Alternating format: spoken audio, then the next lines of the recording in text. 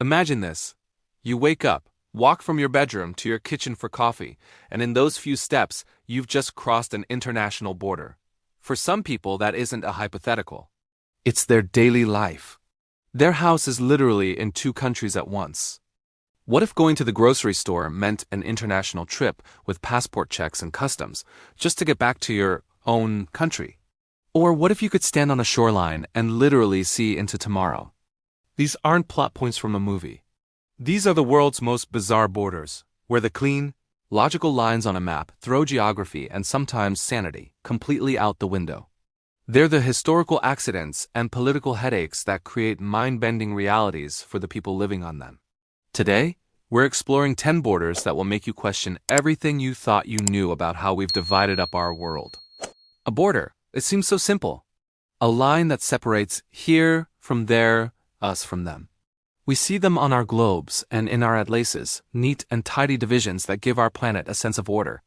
They're supposed to follow rivers, trace mountain ranges, and cut across vast deserts. They're supposed to make sense. But what happens when they don't?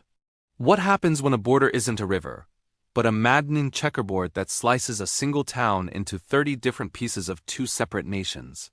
What happens when a border is just a straight line, drawn with a ruler by someone thousands of miles away, a line that pays no attention to the mountains, valleys, or communities it cuts in half? You get some of the strangest places on Earth, places where geography was ignored and history went a little bit wild. These borders are more than just lines. They are living, breathing absurdities that shape every part of daily life. They decide which laws you follow, which currency you use, what language your kids are taught, and even, in some cases, which day of the week it is. From houses split between two nations to entire towns cut off from their own country, we're about to take a journey to the fringes of the map. We'll uncover the stories of medieval land disputes, colonial-era horse trading, and geopolitical blunders that left behind a legacy of geographical chaos. These are the stories of the people whose lives are defined by these lines and the daily routines that are anything but routine. Border number 1. The checkerboard town, Barl Hertog and Barl Nassau. Our first stop is a place that looks less like a town and more like a real-life jigsaw puzzle. Welcome to Barl, a single community that is somehow both the Belgian municipality of Barl Hertog and the Dutch municipality of Barl Nassau. Visually, it's a complete mess.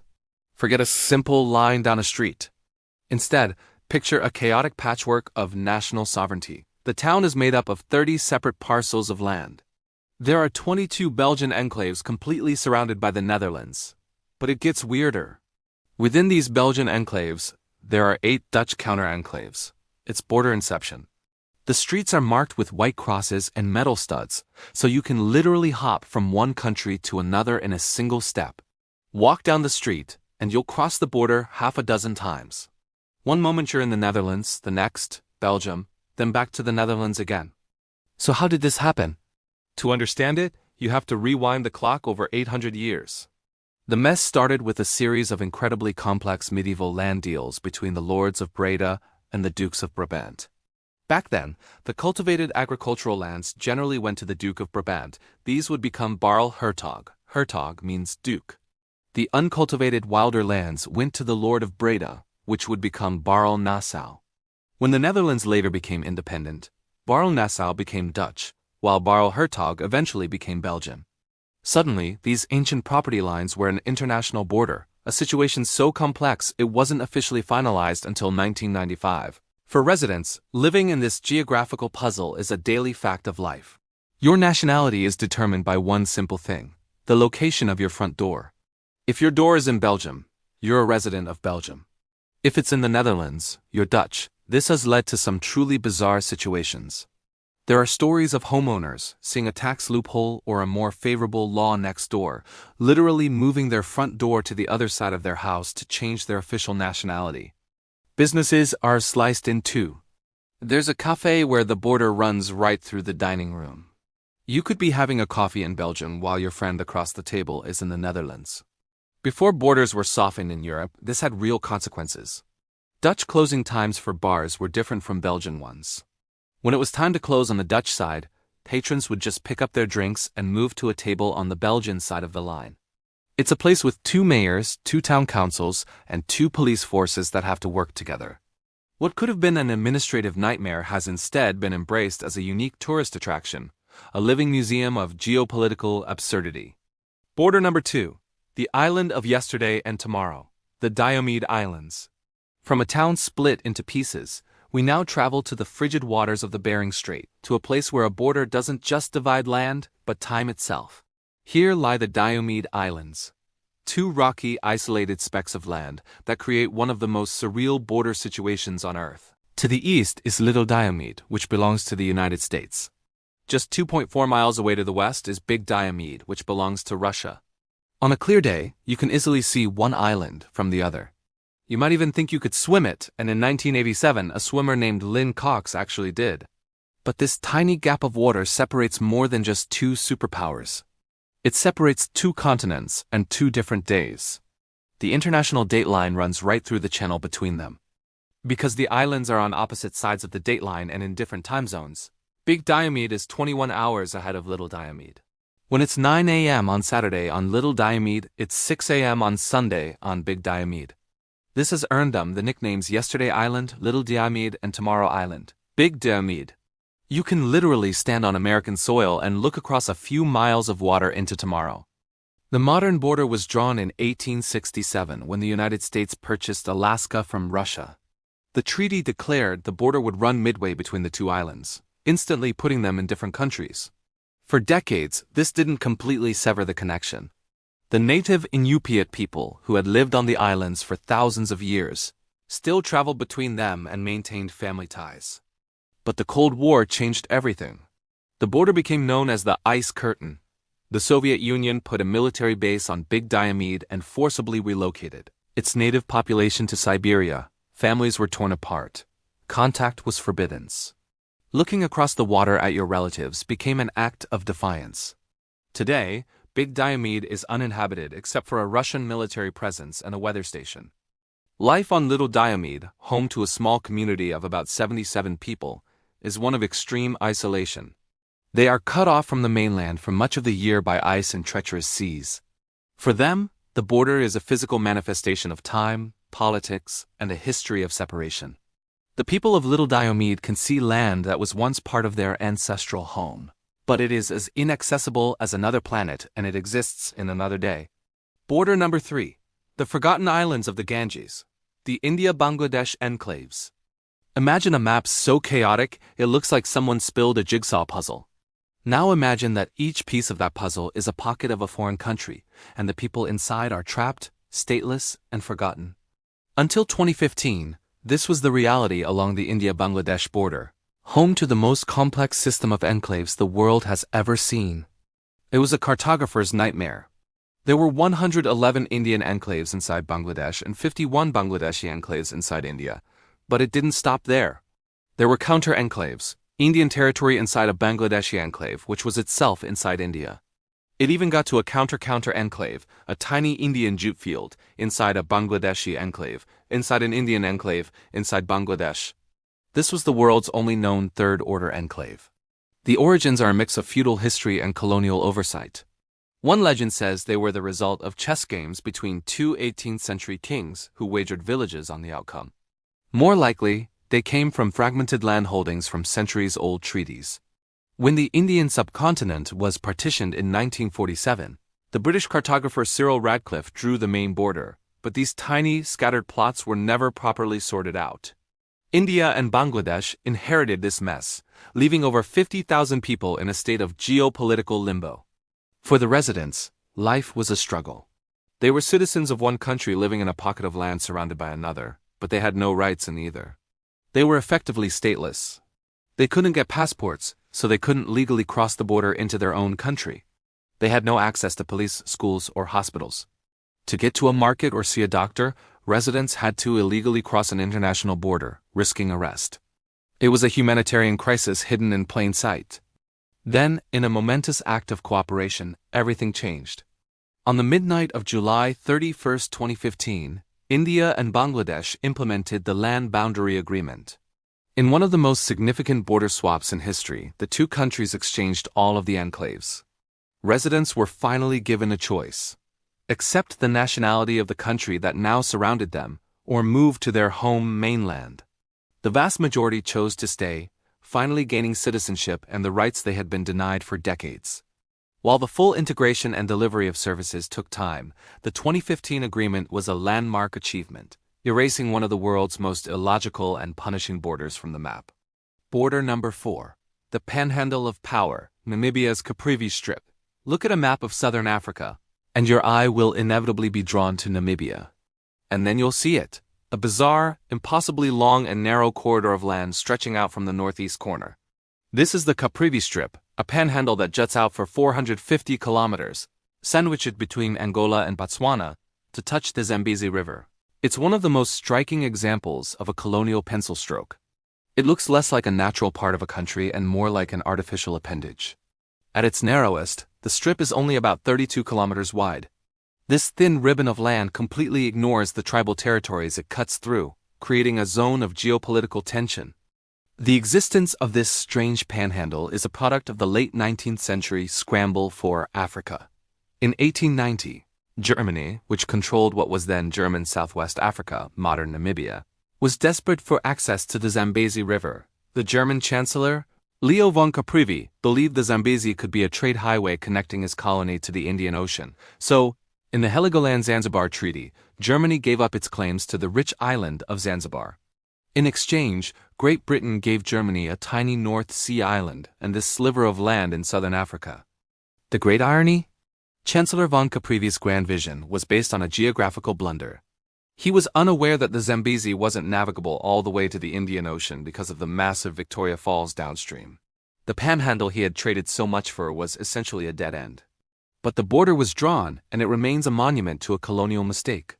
For the people of the Strip, now known as the Zambezi region, this artificial border has had profound consequences. It cuts directly through the heart of Lozi-speaking tribal lands, dividing communities between Namibia, Botswana, Zambia, and Angola. This has led to decades of tension and even a secessionist movement, with some residents feeling a stronger cultural connection to their neighbors than to the distant Namibian capital. Daily life is complicated by checkpoints, and the arbitrary lines have disrupted ancient wildlife migration routes, creating conflict between humans and animals funneled through this narrow channel. Border number 5. The American town you can't drive to, Point Roberts, Washington. Our next stop takes us to a place that is part of the United States, but to get there by land, you first have to leave the United States and enter Canada. This is Point Roberts, a tiny, peculiar piece of American territory. Look at a map of the border between Washington State and British Columbia. For the most part, it's a perfectly straight line following the 49th parallel. But just south of Vancouver, you'll see a small peninsula that dangles down below that line. That small chunk of land, about 5 square miles, is Point Roberts. To reach it by land, you have to drive about 25 miles through Canada. Residents wanting to go to the rest of Washington State must cross the US-Canada border, drive north into Canada, travel east, and then cross back into the United States. That's 2 international border crossings for a domestic trip. How did this happen? The culprit is, once again, a straight line drawn on a map. In 1846, the Oregon Treaty settled a border dispute between the US and Great Britain by declaring the border would be the 49th parallel. It was a simple solution on paper, but nobody paid much attention to the fact that the line cut off the tip of the Salison Peninsula. By sticking rigidly to that line, the treaty inadvertently sliced off this small piece of land, leaving it geographically attached to Canada but politically part of the United States. For the roughly 1,200 residents, this creates a strange reality. Imagine having to show your passport to take your kids to a major doctor's appointment or to do a big grocery run. The town has a small general store and a gas station, but for almost everything else, hospitals, large supermarkets, even its own high school residents must cross an international border. The town even gets its electricity and water from British Columbia. This unique situation fosters a quiet, isolated lifestyle. It's known for being incredibly safe, since the single road in and out is a guarded border crossing. But this isolation also creates vulnerability. During the COVID-19 pandemic, border closures almost completely cut the community off. For a time, they were an American town that Americans couldn't get to. It's a community American by flag, but Canadian by geography, living a life dictated by a line drawn over 175 years ago. We're halfway through our journey. And we've already seen houses in two countries and a town you can't drive to without a passport. The world of borders is stranger than you think. If you're finding these oddities as fascinating as I do, take a second to hit that subscribe button and ring the notification bell. We have 5 more mind-bending borders to explore, and you won't want to miss where we're going next. Border number 6. The scar on Hispaniola, Haiti and the Dominican Republic. Some borders are subtle, marked only by a few stones. Others are brutally, starkly visible from space. The border that divides the island of Hispaniola between Haiti and the Dominican Republic is one of the most dramatic and telling lines on the planet. From a satellite's perspective, the border is a sharp, jarring line of color. On the eastern side, the Dominican Republic is lush and green. On the western side, Haiti is overwhelmingly brown and barren. It looks like a razor scraped one half of the island clean. This isn't a natural feature. It's a man-made environmental scar, a visual testament to two vastly different histories and economic realities. The story begins with European powers. The Western Third, which became Haiti, was a French colony, the Pearl of the Antilles, and the world's richest source of sugar and coffee, built on intensive agriculture and the labor of an enormous enslaved population. The Eastern Two-Thirds, which became the Dominican Republic, was a Spanish colony focused more on cattle ranching. When Haiti gained its independence, it was saddled with a crippling debt to France, which it paid off by exporting its timber. Over the centuries, intense population pressure and the need for charcoal as a primary fuel led to catastrophic deforestation. Today, only about 2% of Haiti's original forest remains. The Dominican Republic, with a different economic history and stronger environmental protections, has kept much of its forest cover. This stark visual divide is mirrored by the economic chasm on the ground. The border separates one of the poorest countries in the Western Hemisphere from a middle-income, tourism-driven economy. This disparity fuels life along the 391-kilometer border. Cross-border markets, like the one in Dajabon, are a chaotic, vibrant lifeline. Twice a week, the gates open, and thousands of Haitians pour into the Dominican Republic to sell goods and buy essential supplies. But this relationship is full of tension. The border is a flashpoint for migration disputes, and the Dominican Republic has built extensive fencing to control the flow of Haitian migrants. The border is frequently and unpredictably closed, creating chaos for traders. For the people here, the border is a constant reminder of the inequality that defines their island. Etched into the very landscape itself, a powerful symbol of how two nations on one small island can inhabit two completely different worlds. Border number 7, the invisible fences of Georgia, South Ossetia and Abkhazia. Not all borders are ancient relics. Some are being created right now, slowly, painfully, and with devastating consequences. Our next stop is the country of Georgia, home to what are known as creeping borders, lines that are informal, often invisible, and can shift overnight. Following the Russo-Georgian War in 2008, Russia recognized the Georgian regions of South Ossetia and Abkhazia as independent states and stationed troops there. This created boundary lines not recognized by Georgia or most of the world. On the ground, this has resulted in borderization, the gradual installation of fences, barbed wire, and watchtowers by Russian and Ossetian forces. What makes this so damaging is that these fences don't follow any clear line. They slice directly through villages, across farmlands, and even through family homes. A farmer can go to bed with his orchard accessible, and wake up to find a new fence cutting him off from his livelihood. Families have been divided, with a parent's house suddenly on one side of a wire fence and their children's on the other. Detentions of Georgian citizens for illegally crossing the border are frequent, often for just trying to visit a family grave or tend to crops now on the other side of an arbitrary line. The human cost is immense. It has given rise to a condition locals call wall disease, describing the trauma, anxiety, and depression that comes from living in constant fear and uncertainty. Imagine not knowing if the land you farmed for generations will still be yours tomorrow. One man was literally fenced out of his own country while working in his garden, suddenly finding himself on the South Ossetian side, unable to get back to his home. This isn't about geography in the traditional sense. It's about power. It is the physical imposition of a political agenda on the ground, a slow-motion annexation that carves up communities and destroys lives, one fence post at a time. It's a border that actively weaponizes the landscape against the people who call it home. Border number 8, the Croatian highway interruption, the Neum Corridor. Imagine you're on a road trip, driving down a stunning coastline in your own country. The sun is shining, the Adriatic Sea is sparkling. And then, suddenly you have to stop, pull out your passport, go through a border checkpoint, drive for about 9 kilometers, and then do it all over again just to continue your drive in the same country. For decades, this was the frustrating reality for anyone traveling along Croatia's beautiful Dalmatian coast. This bizarre interruption is caused by the Neum Corridor, a tiny 9-kilometer stretch of coastline that belongs to Bosnia and Herzegovina, and which completely splits Croatia in two. It's like a small dagger of Bosnian territory stabbing through Croatia to touch the sea, separating the historic city of Dubrovnik from the rest of the country. The origin of this headache dates back to 1699. At the time, the Republic of Ragusa, modern-day Dubrovnik, was a wealthy maritime state. To protect itself from its rival, Venice, Ragusa voluntarily gave this small piece of its coastline to the Ottoman Empire. The idea was to create a buffer zone, ensuring that Venice couldn't attack by land without first crossing Ottoman territory. This strip of land was later inherited by Bosnia and Herzegovina. For Croatia, this historical buffer zone became a modern-day bottleneck. To drive from Split to Dubrovnik, Croatians and tourists had to exit Croatia and the EU, enter Bosnia and Herzegovina, and then re-enter Croatia. In the summer, this could lead to hours-long traffic jams. But this story has a very modern and very large solution.